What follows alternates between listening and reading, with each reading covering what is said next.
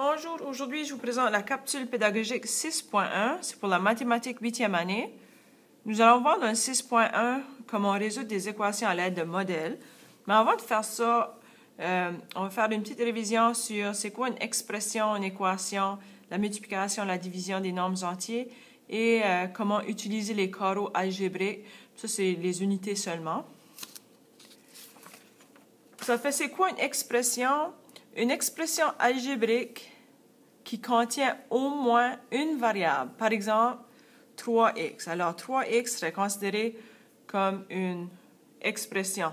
Qu'est-ce qu'une équation? Une équation, c'est une expression d'égalité qui a au moins une variable, comme par exemple 3x égale 9. Alors, équation, on a toujours l'égalité. Pour votre information personnelle, et c'est important de le savoir et de se souvenir, dans ce cas-ci, le 3, ça c'est ce qu'on appelle le coefficient, et x, c'est ce qu'on appelle la variable.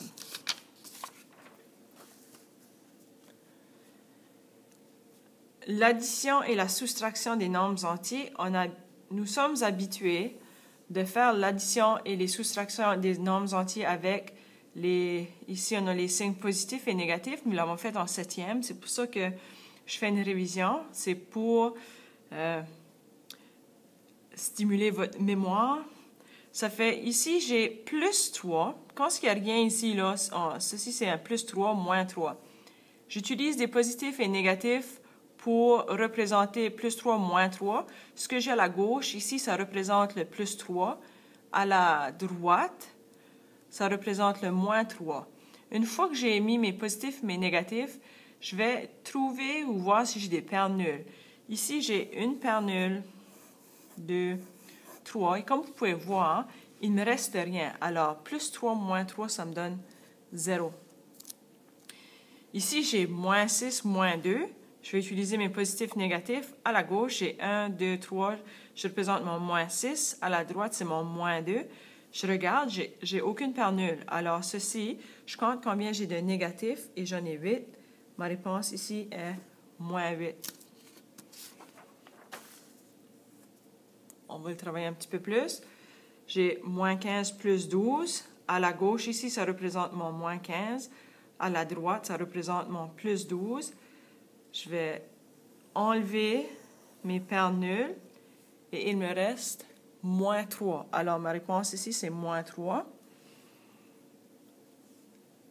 6 plus 5, vous voyez ici, à la gauche, ça représente, j'ai mis des positifs pour représenter mon plus 6. À la droite, j'ai mis des 5 plus pour représenter mon plus 5.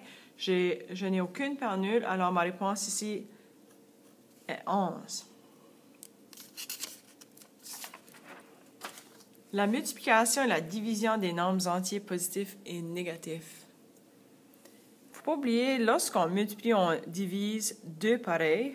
Deux pareils, c'est si j'ai deux négatifs ou deux positifs. Le produit sera positif et le quotient sera positif.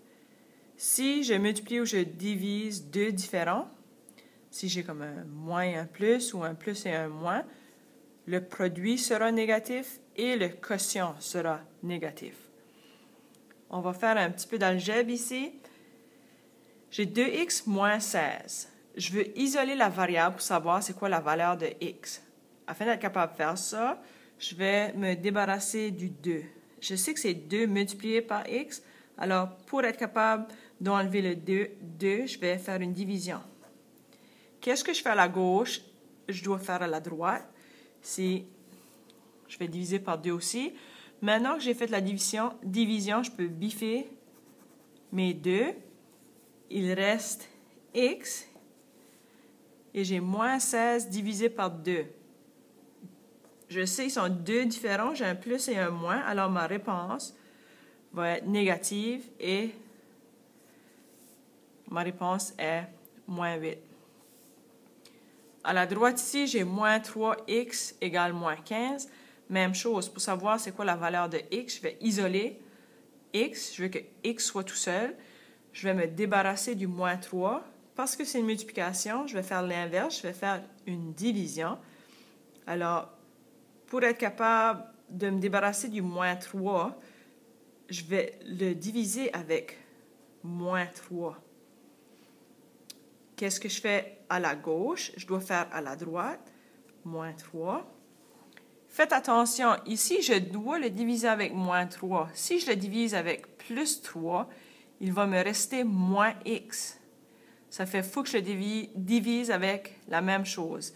Alors, ici, ma réponse maintenant, c'est x égale 5. Si je vérifie, si je remplace x avec 5, moins 3 fois 5, ça me donne moins 15. Alors, ma réponse est bonne. Deux autres exemples. Ici, j'ai moins x égale moins 15. Je veux isoler x. Je vais diviser moins 5x avec moins 5. Qu'est-ce que je fais à la gauche ou qu'est-ce que je fais d'un côté? Je dois faire la même chose de l'autre côté. Divisé par moins 5. Il me reste x, parce que là, je vais biffer mes moins 5 à la gauche. Moins 5 divisé, moins 15 divisé par moins 5, ça me donne 3. Moins 15 divisé par moins 5, 3. Si je remplace moins 5, x avec 3, moins 5 multiplié par 3, ça me donne moins 15. Alors, ma réponse est bonne. Une dernière, 2x égale 10. Je veux isoler ma variable. Je divise par 2. Divise par 2. X égale 5. Ça fait, vous avez une bonne petite base pour continuer le 6.1.